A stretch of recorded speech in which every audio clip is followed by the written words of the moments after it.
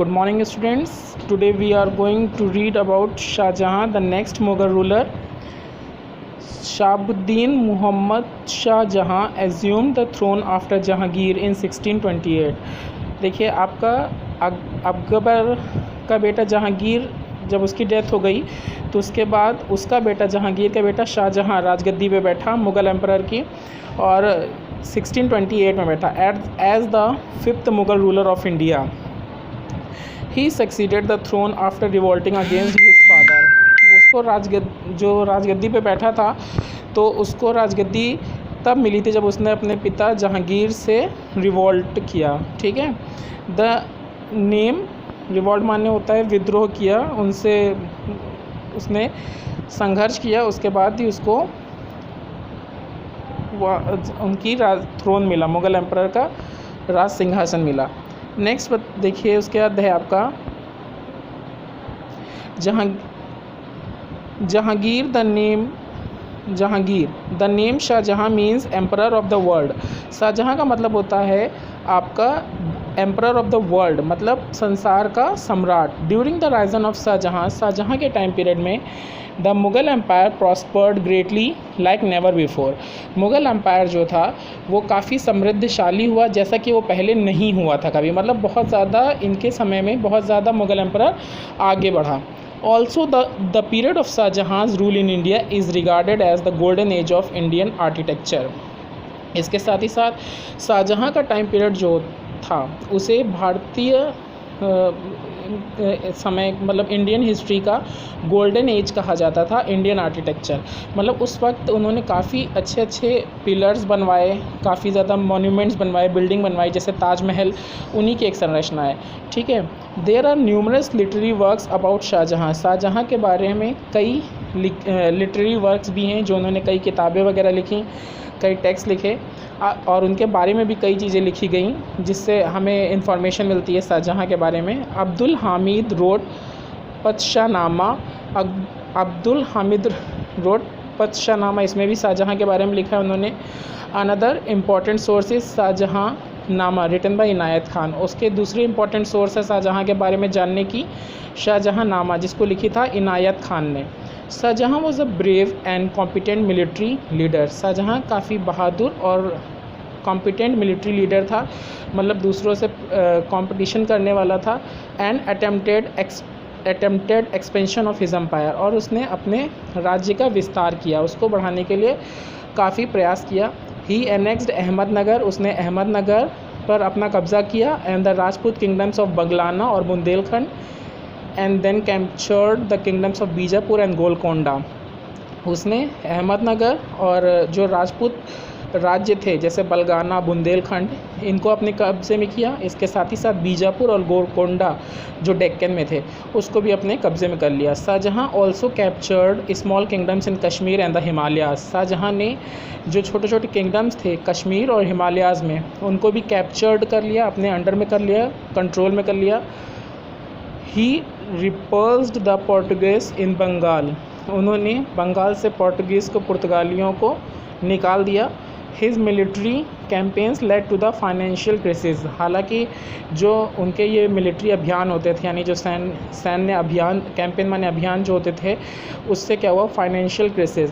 उससे उनके राज्य में जो अर्थव्यवस्था थी उसमें प्रॉब्लम आने लगी, यानी रुपए पैसे की कमी आने लगी, क्योंकि ज़्यादा उनका जो मनी थी वो इन्वेस्ट होती थी मिलिट्री कैंपेन्स पे. ठीक है. ये सेना को सुधारने में, उसके लिए उनकी सैलरी प्रोवाइड कराने में और वेपन्स वगैरह को मेंटेन करवाने में, इसमें ज़्यादा इसीलिए वहाँ पे उनके राज्य में फाइनेंशियल क्राइसिस हो गई, मतलब फाइनेंस की कमी हो गई, रुपए पैसे की प्रॉब्लम आने लगी. Shahjahan was a staunch Sunni Muslim. Staunch माने कट्टर. शाहजहां जो था वो एक कट्टर सुन्नी मुस्लिम था.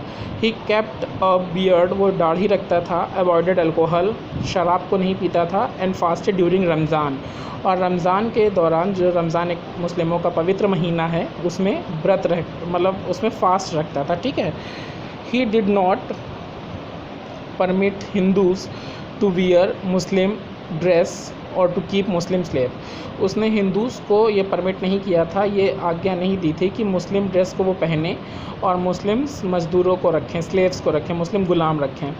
Any disrespect to Islam was not tolerated. उसके राज्य में ये भी था कि मुस्लिमों की या इस्लाम की अगर किसी ने डिसरिस्पेक्ट की, कोई अपमान किया, तो उसको बर्दाश्त नहीं किया जाएगा। He impose the pilgrim tax on Hindus. उसने पिलग्रिम टैक्स मतलब यात्रा, पिलग्रिम माने जो यात्रा करते थे हिंदूज़, ठीक है, तीर्थ स्थान वगैरह पे जो जाते थे, उसका टैक्स पहले तो उसने इम्पोज किया, पहले उसने टैक्स लगाया, but later revoked. Revoked means होता है रद्द किया, और लेकिन बाद में उसको हटा दिया। Administration went on smoothly during Shahjahan reign. जो एडमिनिस्ट्रेशन था यानी जो प्रशासन था वो शाहजहाँ के टाइम पीरियड में बहुत ही अच्छे से चल रहा था। He was educated and looked into the administration personally. वो पढ़ा लिखा था, एजुकेटेड था, और वो अपने एडमिनिस्ट्रेशन को, प्रशासन को स्वयं से देखता था। He welcomed scholars into his court and patronize painters, craftsman and artist. वो अपने राज्य में अपने कोर्ट में स्कॉलर्स, विद्वानों को, और जितने भी पेंटर्स होते थे, कलाकारों को, और इसके साथ ही साथ कारीगरों को, आर्टिस्ट को का स्वागत करता था। Trade and commerce flourish through an improve system of road and waterways. उसने काफ़ी अच्छे रोड्स वगैरह और वाटरवेज सिस्टम को बना रखा था, इम्प्रूव किया था, जिससे जो उसके समय में व्यापार और वाणिज्य थे दोनों ही काफ़ी फल फूल रहे थे, काफ़ी ज़्यादा बढ़ रहे थे। शाहजहाँ मैरिड मुमताज़ महल। शाहजहाँ की मैरिड मुमताज़ महल से हुई थी, ठीक है। आफ्टर हर डेथ, उनकी मुमताज़ महल की डेथ के बाद he commission the building of a magnificent tomb for हर।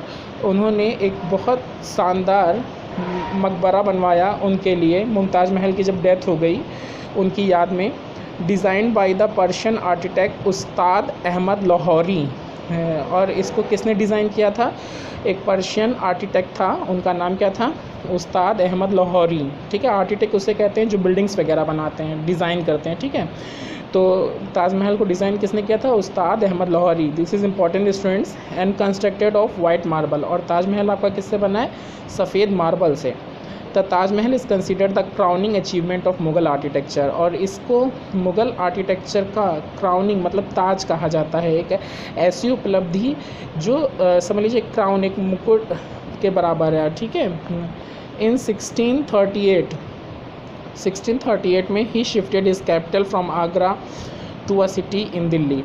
उसने शाहजहाँ ने अपनी कैपिटल आगरा से दिल्ली में शिफ्ट कर दी, नोन एज शाहजहानाबाद, जिसका नाम उसने शाहजहानाबाद दिया। This imperial city was walled and had broad street. ये जो शहर था वो उसमें काफ़ी चौड़ी चौड़ी सड़कें थी, मार्केट थे, गार्डन्स थे, वाटर चैनल्स थे, और जो पैलेस था, जो उनका महल था, वो भी काफ़ी बढ़िया था, मजबूत था। और लाल किला और रेड फोर्ट, ठीक है, उनके पैलेस का नेम, एक फोर्टिफाइड पैलेस जो उन्होंने बनाया था, किला जो बनाया था, उसको लाल किला और रेड फोर्ट नेम दिया गया। He also constructed the Jama Masjid in Delhi and many more buildings. उन्होंने जामा मस्जिद दिल्ली में बनवाया और इसके अलावा बहुत सी बिल्डिंग्स शाहजहाँ ने बिल्ड करवाई। His court was one of the great pomp and splendour. उनका जो दरबार था उसमें काफ़ी ज़्यादा उत्साह, पॉम्प माने और शानदार था, ठीक है, काफ़ी उत्साह भरा और काफ़ी शानदार था। He had the exquisite peacock throne made up of solid gold and embedded with precious stone like rubies, emeralds और diamonds. उनका जो कोर्ट था, दरबार जो था, वो काफ़ी शानदार था, ठीक है, काफ़ी बड़ा था। उनके पास एक बहुत ही बड़ा मोर से बना हुआ सिंहासन था, जिस पे सोने मेड ऑफ सॉलिड गोल्ड, जो सोने से बना हुआ था, ठीक है, और उस पर वो एम्बेडेड मतलब, और उस पर प्रीशियस स्टोन्स भी लगे थे, ठीक है। उससे प्रीशियस स्टोन जैसे कि रूबीज़ हैं, एमरल्ड हैं और डायमंड्स हैं, ठीक है, हीरे मोती पन्ना, ये सब उस पर जड़े हुए थे। एम्बेडेड मीन्स जड़े हुए थे, ठीक है।